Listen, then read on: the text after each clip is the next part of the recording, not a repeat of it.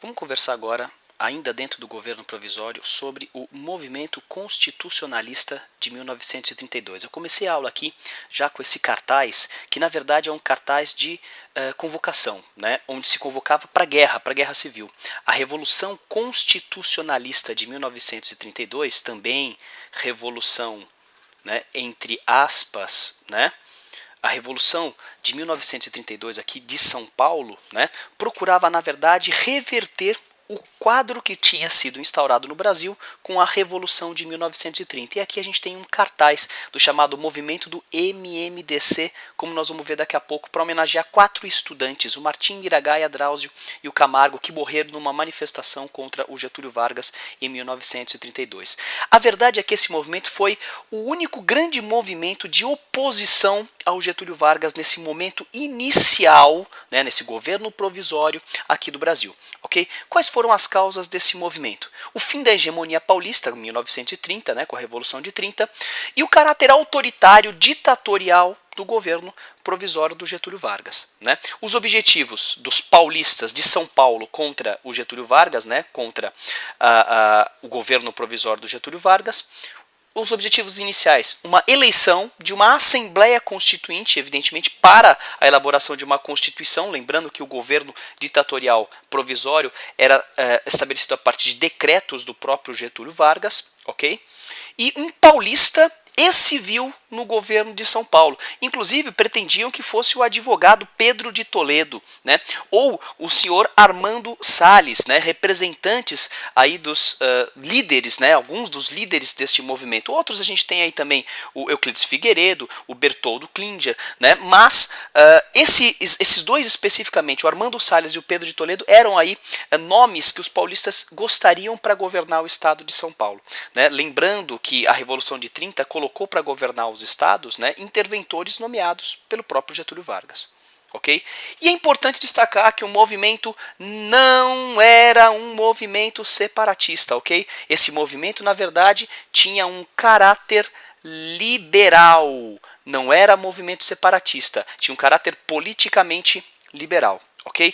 Destacando aqui algumas datas importantes do movimento, né, da chamada Revolução Constitucionalista de 1932, né, ela acontece em 32. No dia 23 de maio, nós temos a morte de 4 estudantes numa manifestação, né, do movimento contra o Getúlio Vargas, a favor de uma Constituição, a favor do fim da ditadura e a favor de um governador paulista. 4 estudantes morreram. O Martim, o Miragaia, o Drauzio e o Camargo. E justamente a morte desses 4 estudantes, e em homenagem a eles, esse movimento passa a ser chamado do movimento do MMDC. E é o que vai marcar o início mesmo das tensões, né, violentas entre São Paulo e o Estado brasileiro. 9 de julho nós temos o início da Guerra Civil, né, que se desenrola por alguns meses, até 2 de outubro, né, nós temos a rendição paulista. São Paulo não conseguiu derrubar o Getúlio Vargas, São Paulo perdeu. Perdeu militarmente falando, isso que é importante destacar. Nós temos a derrota de São Paulo, né? Mas do ponto de vista das ideias, das propostas, os paulistas não se consideram derrotados, né? Por quê? Vamos ver aqui. As consequências desse movimento. Primeira delas, o Armando Salles é nomeado governador de São Paulo, ou seja, uma reivindicação dos paulistas, uma reivindicação do movimento. Segunda delas, e a mais importante de todas, convocação para uma Assembleia Constituinte. Isso ainda no contexto da Revolução, da tentativa, né, da proposta revolucionária, há essa convocação de uma Assembleia Constituinte. Para quê? Para se elaborar uma Constituição. Então há um decreto-lei que parte do Getúlio Vargas, que inclusive pode ser interpretado como uma pré-revolução, uma pré-constituição, vamos colocar assim, que justamente convoca essa eleição. É importante destacar que nessa Assembleia Constituinte nós vamos ter pela primeira vez na história do Brasil, né, o voto feminino. Né? Importante marco do feminismo brasileiro. Pela primeira vez a mulher pode se candidatar e votar num deputado para a Assembleia Constituinte. E esse voto também, pela primeira vez na história do Brasil, foi secreto. Portanto, né, a gente tem aqui características de uma democracia que estava a ser construída no Brasil, dentro da ditadura do governo provisório. Ok? nós vamos ter aqui eleições, como eu acabei de colocar, diretas com voto feminino e secreto dentro dessa Assembleia Constituinte. E nós vamos ter a Constituição. Em 1934, essa Constituição fica pronta. Né? Quais são essas características dessa Constituição? Né? A terceira da história do Brasil, a segunda, né, da história da República no Brasil. Né? Ela que substitui a Constituição de 1891, que inclusive já tinha sido revogada na Revolução de 30. Né? Essa Constituição foi promulgada, ou seja, não foi imposta, é uma Constituição liberal, portanto, discutida na Assembleia Constituinte.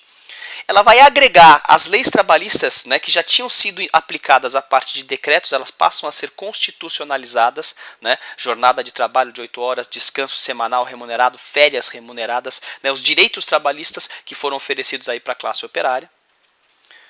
Estabeleceu o voto secreto, o voto feminino pela primeira vez na história do Brasil, embora nas próximas eleições, na primeira eleição, né, o voto vai ser indireto. A eleição vai ser indireta e que vai eleger inclusive o Getúlio Vargas. Vale destacar que o Getúlio Vargas, na verdade, põe em prática essas reivindicações dos paulistas muito mais por uma artimanha política, né? Por uma artimanha do próprio populismo do Vargas, ou seja, não era inteligente ter a inimizade de um estado tão rico e importante quanto São Paulo. Né? Portanto, Getúlio Vargas deixa claro, principalmente porque venceu a Guerra Civil, mas deixa claro que não quer essa tensão com os paulistas. Né? E dessa forma ele consegue aproximar os paulistas e fortalecer ainda mais o seu nome na presidência da República. Né? Se o populista é aquele árbitro que serve, né, como que vai arbitrar entre os interesses das diversas camadas sociais, estando ele no centro ali e tendo agora, se não for o apoio, mas pelo menos a não oposição dos paulistas, ele acaba se fortalecendo cada vez mais, tendo espaço assim para usar as massas populares como massa de manobra política.